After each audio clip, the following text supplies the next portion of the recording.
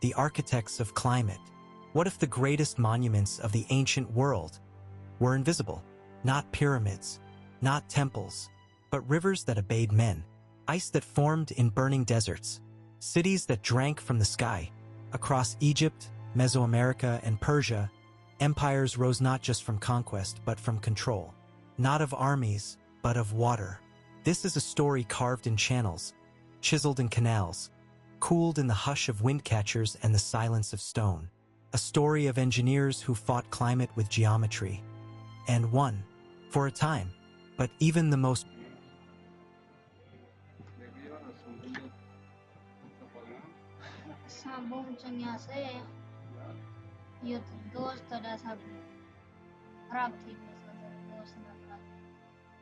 bones of civilizations that defied the elements and paid the price for their brilliance.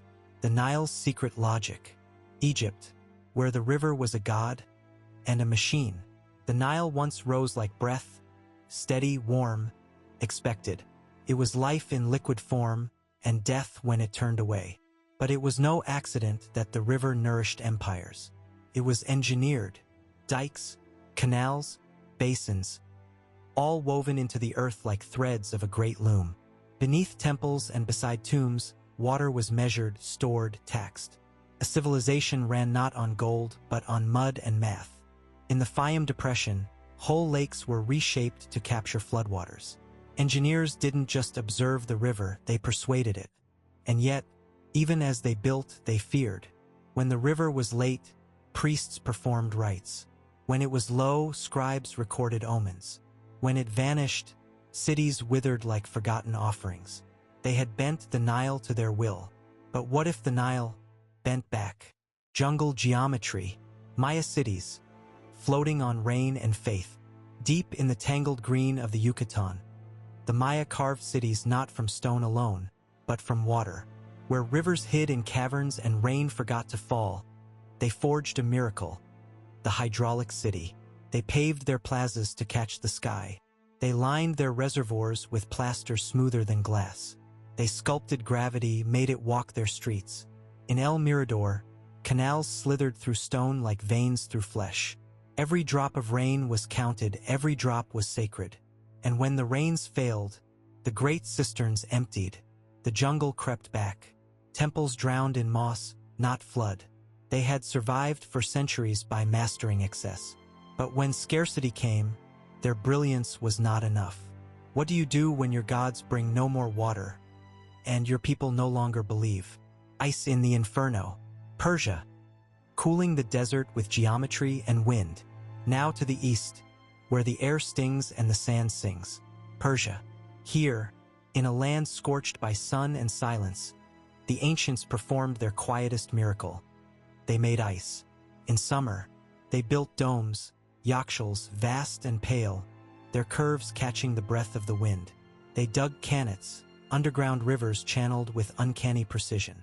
They froze water beneath the desert moon and kept it solid beneath a dome of clay.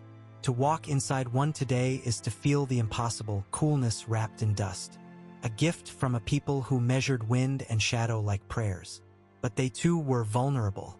One broken channel, one war-scarred slope, and the veins of their system bled dry. They fought heat with silence, with slope, with science. But in the end, the sun does not forget. Control and collapse. 3 systems, 1 pattern, 3 empires, 3 climates, 3 solutions to a single problem, water. They succeeded, gloriously, but the same systems that fed their greatness also cradled their undoing. Egypt's calendars cracked when the Nile changed course. Maya temples fell when the rains grew silent. Persian khanats collapsed when forgotten, overtaken by time and war. In each case, mastery bred dependence. Control became fragility. The tighter they gripped nature, the more brittle their world became. Are we looking at ancient resilience, or the slow prelude to collapse? Sacred waters, ritual, faith, and the machinery of rain. Water wasn't just engineered, it was worshipped. In Egypt, the Nile was happy, both man and woman, both giver and taker. Its moods were studied not only with nilometers, but with incense and chants. The Maya danced for rain. They offered blood. They built altars beside reservoirs, carved gods into drainage stones. In Persia, the very act of polluting a canal was a sin. To poison water was to wound Ahura Mazda's order itself.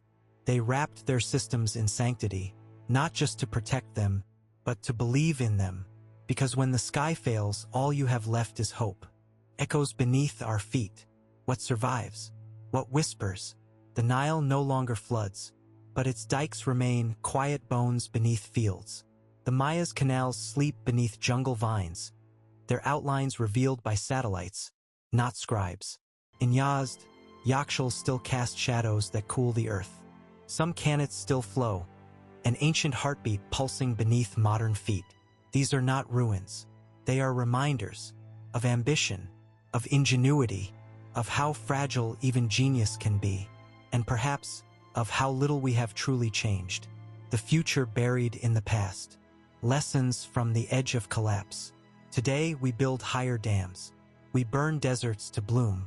We trap ice in glass towers and reroute rivers across continents. And yet we thirst. We flood. We falter.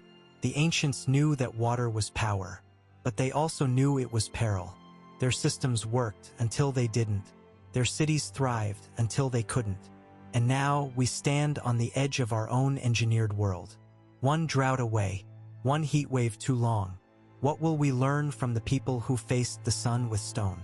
Perhaps just enough to survive. Blueprints in dust. They are gone now. The pharaohs, the Maya kings, the Persian engineers. But their systems, those whispers in clay and canal, remain. Not just as monuments, but as questions. Can we build without breaking? Can we control without collapsing? Or will our future, like theirs, be written in the ruins of our best intentions?